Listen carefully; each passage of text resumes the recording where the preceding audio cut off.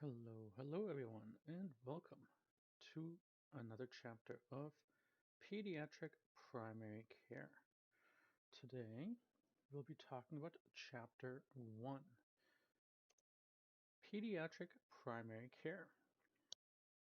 This chapter provides a brief review of the history and core concepts of pediatric primary care, including health promotion and protection, disease and/or disability prevention, and the pediatric medical home, as well as the distinction between primary care versus preventative care.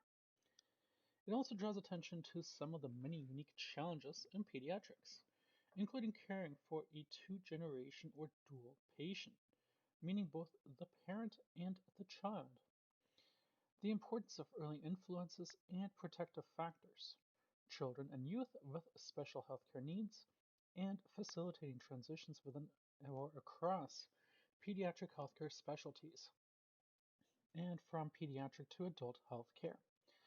The chapter concludes by introducing Bright Futures, a national health promotion and preventive care initiative from the American Academy of Pediatrics, along with the list of other professional resources for pediatric primary care providers.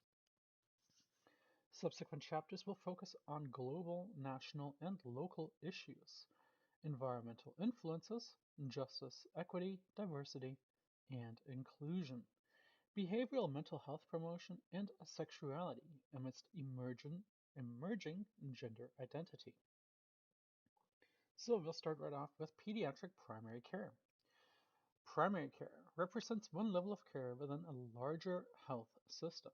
Subsequent levels of healthcare involve increased complexity, additional specialists, and specialized equipment. According to primary care is generalist care. Secondary care requires specialized expertise, and tertiary care requires both specialized expertise as well as equipment.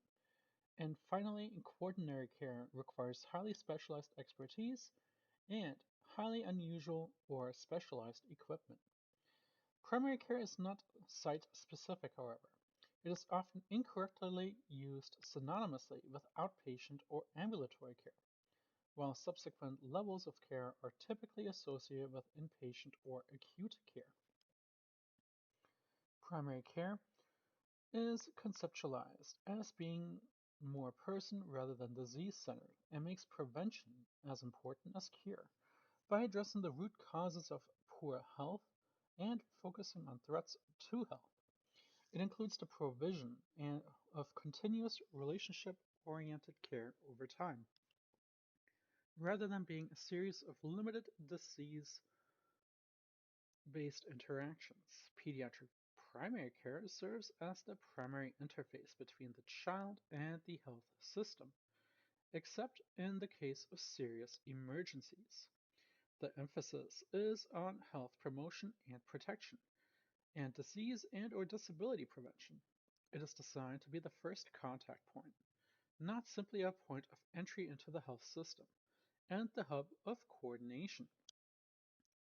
In this central position, the primary care provider provides continuity as well as integrates subsequent or specialty care, regardless of where the care is delivered and who provides it. Decades of experience tell us that primary healthcare produces better outcomes at lower costs and with higher user satisfaction. Because it is comprehensive, continuous, and person-centered care, primary care is also the ideal place for the establishment of the medical home. The pediatric medical home is a care model that delivers patient and family-centered care, coordinated and tracked by a primary care physician within a community-based system or medical neighborhood. The AAP introduced the medical home concept over 50 years ago as a central location for archiving a child's medical record. In its 2002 policy, the AAP expanded the medical home concept to include operational characteristics such as accessible, continuous, comprehensive, family-centered, coordinated, compassionate, and culturally effective care. At the core of the medical home is the PCP whose provision of highly quality developmentally appropriate healthcare services needs to continue uninterrupted as the child moves within or across the healthcare system and later when transitioning from pediatric to adult care. Primary care versus primary prevention. While primary care represents one of the four levels of care within the larger health system, these levels are sometimes confused with levels of disease prevention. Disease prevention covers measures that not only prevent the occurrence of disease, but also arrest its progress and reduce its consequences once established. Preventive measures can be applied at any stage along the natural history of disease, with the goal of preventing further progression of the condition. First described by Laval and Clark, primary, secondary, and tertiary levels of prevention are best understood in terms of the natural history of the disease. All healthcare provides aim to favorably influence the natural history of disease, but the anticipatory preventive action they take differ based on the disease stage, and the provider's role in the healthcare system.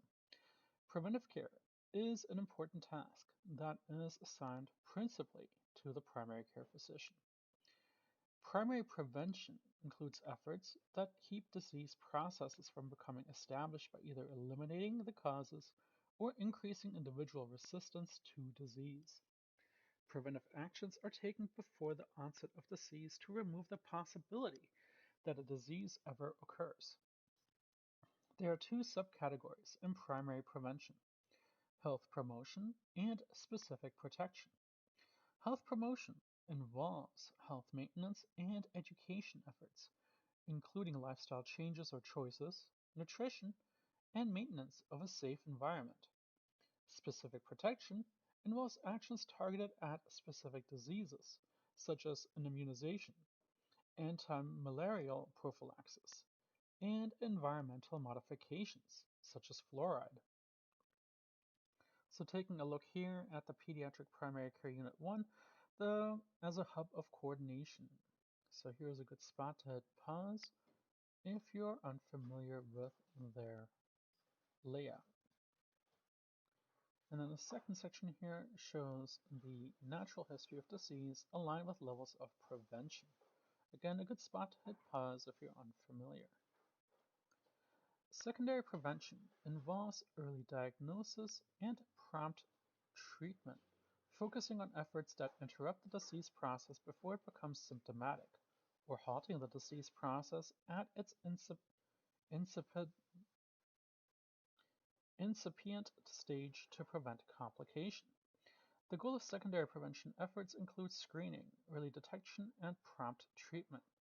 It is to cure the disease at its earliest stage, delay disease onset and/or its duration, and reduce or reverse the transmission of disease. Tertiary prevention efforts limit the physical and social consequences of symptomatic disease. The goal is to improve survival and/or the quality of life. As with the primary prevention, there are two subcategories: disability limitation and rehabilitation. Disability limitation focuses on early symptomatic disease and includes measures aimed at correcting the anatomic and/or physiologic component of disease, thereby preventing or limiting the impairment or disability caused by the disease. Rehabilitation focuses on late symptomatic disease. The goal is to mitigate the ultimate effects of the disease by preventing total social and/or functional disability, or by restoring a person with the disability to a self-sufficient role in society through psychosocial, medical, and/or vocational services. Pediatric primary care providers, therefore. There are several different pediatric primary care providers, including pediatric and family nurse practitioners, pediatric and family physicians, and physician's assistants. All are important and all are needed. It has been almost 10 years since the Children's Health Fund shared that more than 20 million children in the United States lacked sufficient access to essential health care. These statistics have only worsened as the CHF recently reported a 40% decrease in health screenings and a 44% decrease in outpatient mental health. The fact that so many children are not receiving the care they need is a call to action for all who care for children. Not only does failing to address healthcare access barriers threaten and undermine the health and well-being of children, but it also may have a direct impact on a child's ability to succeed academically and enter the workforce at their full potential. Loss of leader productivity and the extraordinary cost of remediation will clearly have deleterious consequences for the future economic strength and vibrancy of the United States. The stakes could not be higher. This call to action is particularly timely as pediatric health concerns take on new issues and importance.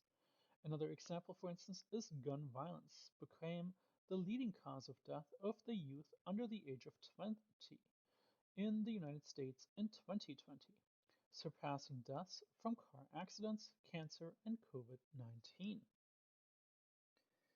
Pediatric nurse practitioners, then and now.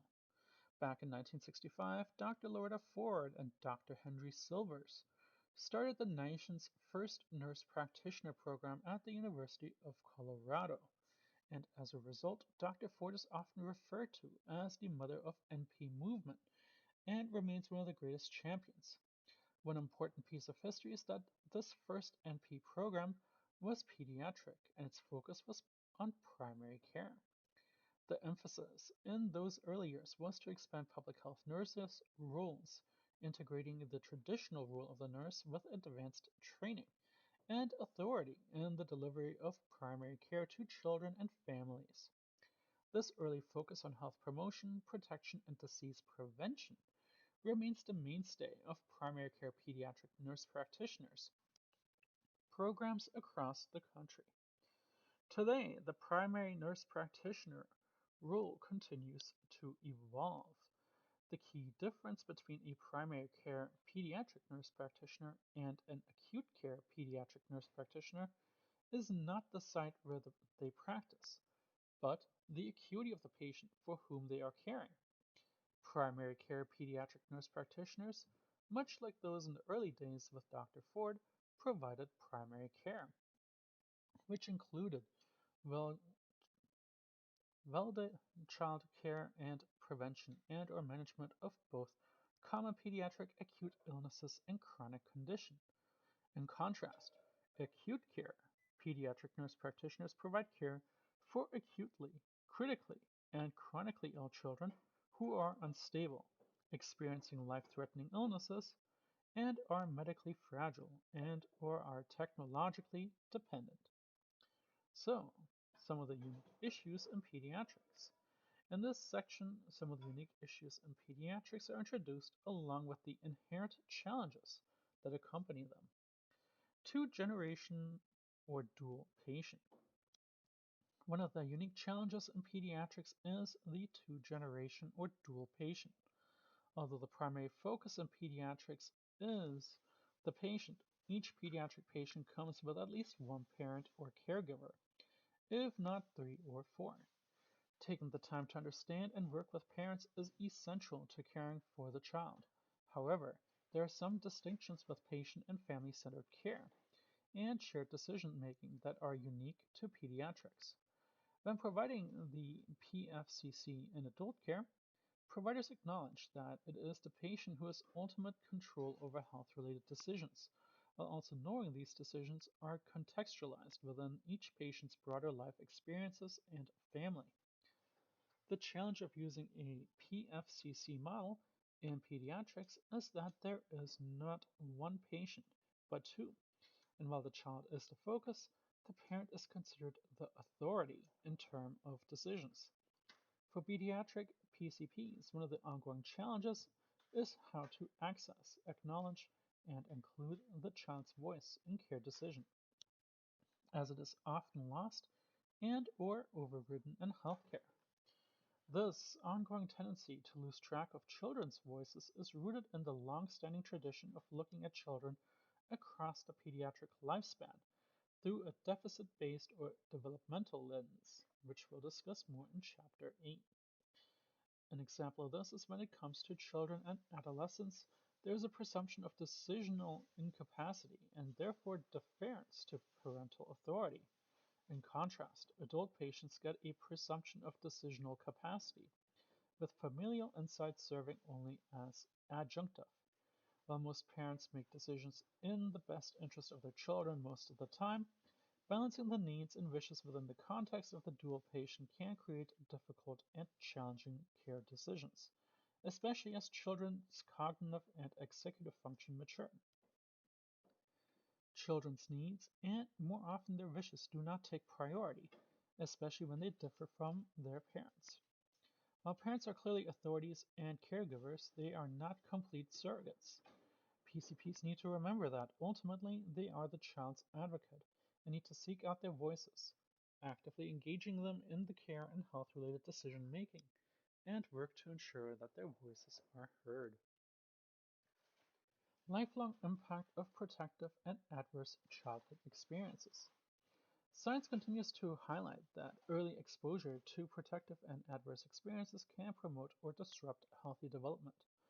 This awareness is fueling a new way of looking at life itself, not as disconnected stages, but as an integrated process across time.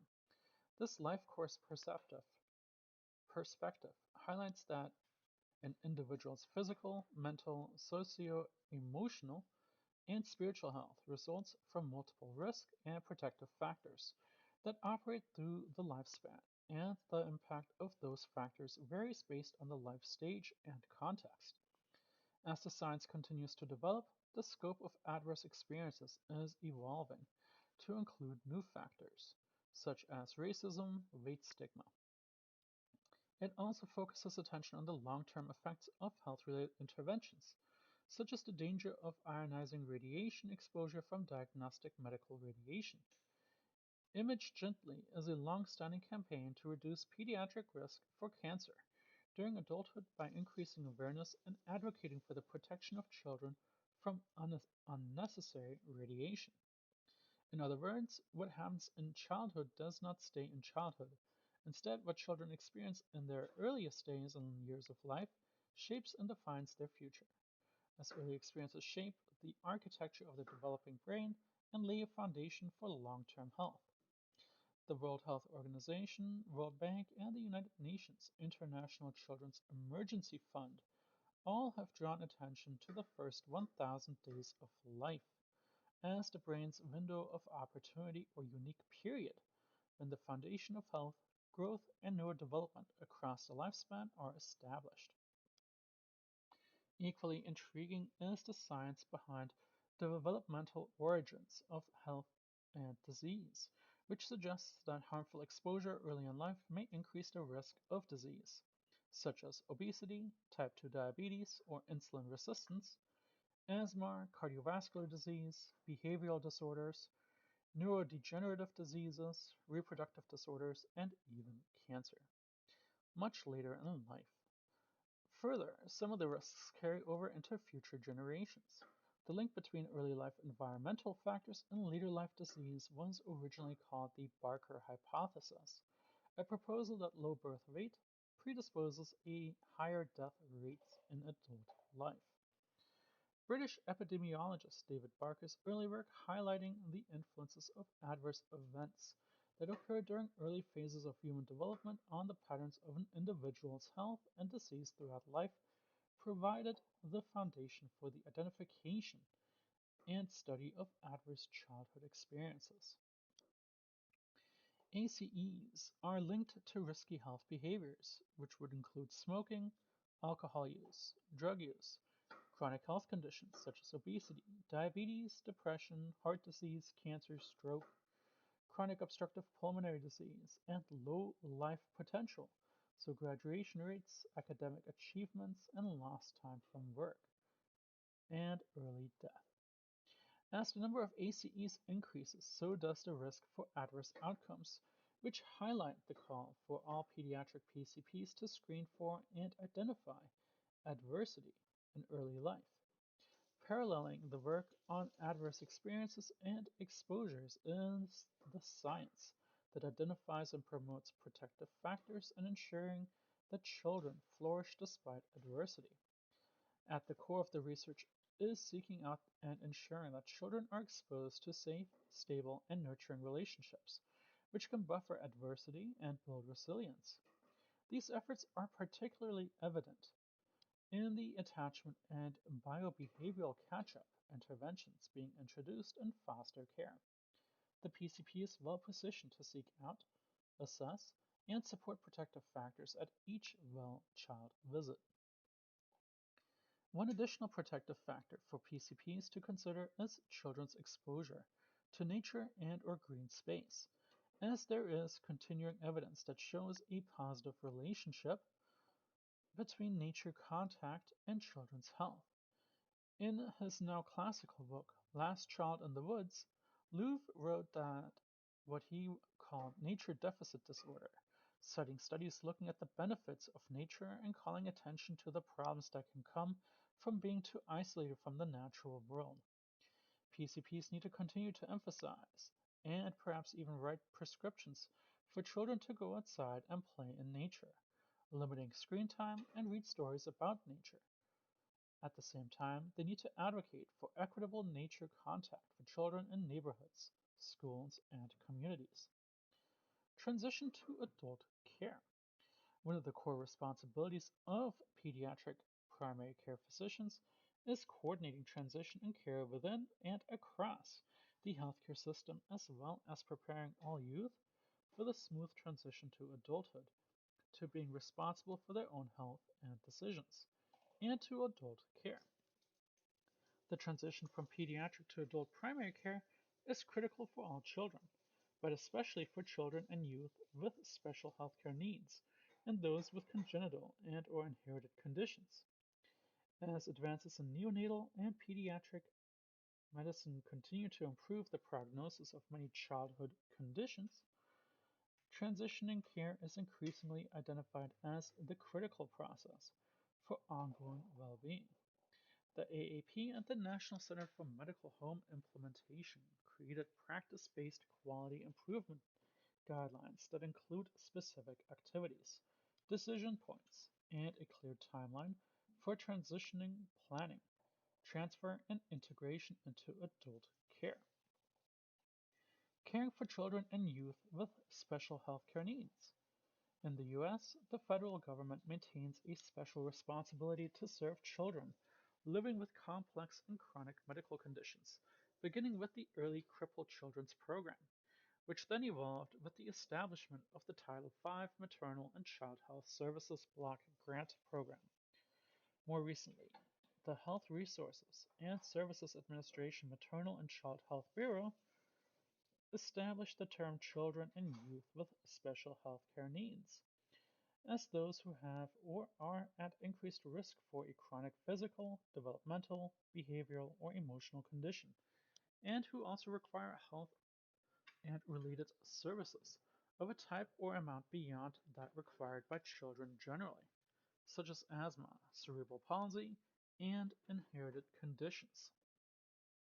A subset of the CYS-HCN is children with medical complexity, a fraction of the overall CYS-HCN population that requires the most intensive services, including home nursing care, respite, and palliative care. The proportion of CYS-HCN increased over the past few decades, creating a new challenge for the healthcare system as their care spans inpatient, outpatient, and community-based setting. These children and youth make up a sizable yet diverse population. While the overall prevalence of the CYS-HCN is approximately 19% of the pediatric population, the majority of these families report their child's care is poorly coordinated. Also of note are the inequities experienced by CYS-HCN and their families, particularly those in under-resourced communities. One effort to address these issues is the HRSA MCHB Blueprint for Change, which identifies four critical yet interconnected areas: health equity, family and child well-being and quality of life, access to services, and financing of services. Addressing these critical areas requires a concerted, holistic, and integrated approach so that CYS-HCN can enjoy a full life from childhood through adulthood, thrive in a system that supports their families and their social, health, and emotional needs, and be assured that their dignity, autonomy, independence, and activity participates in their communities will be supported.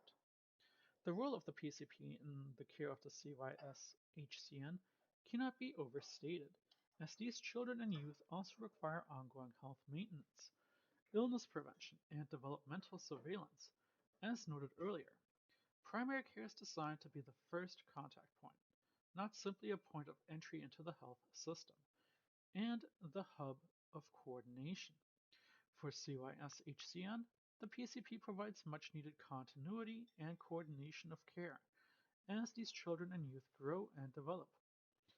In this role, the PCP reviews subspecialty notes and recommendations, looks for areas of duplication or contradictions, and helps understand recommendations, treatments, and federal and state programs.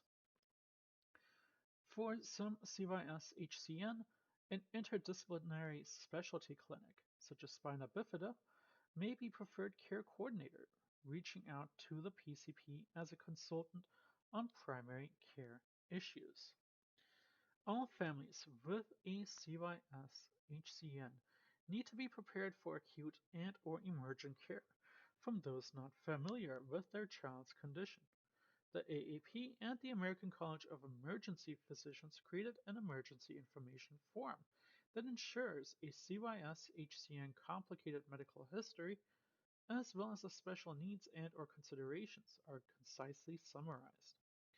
This form can be used to transfer relevant information when the CYS-HCN has an acute health problem and their parent, caregiver, or familiar PCP is not immediately available, as well as shared with unfamiliar emergency departments and/or personnel. There are also other resources for these families, which would include Centers for Medicare and Medicaid Services, Child Care Aware, which is a state-by-state resource, which can include child care, health and social services, financial assistance, children with special needs, additional resources available in each U.S. state. There is also the Children and Youth with Special Health Care Needs, again, the CYS-HCN. Family Voices, a National Center for Family Professional Partnership, or NCFPP, and finally, the Medical Home Portal. So there are several websites that you can look at if you want to make yourself more knowledgeable in those areas. Additional resources: Bright Futures, health promotion and prevention or preventative care initiatives. While there are many resources for primary care, Bright Futures is a key resource for all pediatric PCPs. It provides a theory-based and evidence-driven guidance for well children, care, and preventive care screenings. The resource emphasizes the family as the child's primary source of strength and support and recognizes the importance of the child's and family's perspective in clinical decision making. This patient and family-centered approach captures the importance of engaging both the family and the patient in a developmentally supportive manner as essential members of the primary healthcare team. Bright Futures is led by the AAP and supported by the Maternal and Child Health Bureau, Health Resources and Service Administration. It identifies 12 key health promotions, themes including healthy development, family support, mental health, and emotional well-being. Nutritional health, physical activity, healthy weight, lifelong health for families and communities. Oral health, healthy adolescent development, safety and injury prevention, healthy and safe use of social media, and children and youth with special health needs. All these themes align with the content of this book, providing a parallel resource for pediatric PCPs. Lastly, we have some other resources for primary care providers. Again, Bright Futures for Families, Centers for the Developing Child, the National Resource Center for Patient and Family-Centered Medical Home, and finally, the Resilience Project. And that concludes Chapter 1 of Primary Care for Pediatrics. There are some references listed here as well. So again, a good spot to hit pause if you're interested in any specific resources or references. And with that, I will leave it here. I thank you all for listening as always, and I'll see you at the next chapter. Till then, take care and stay well.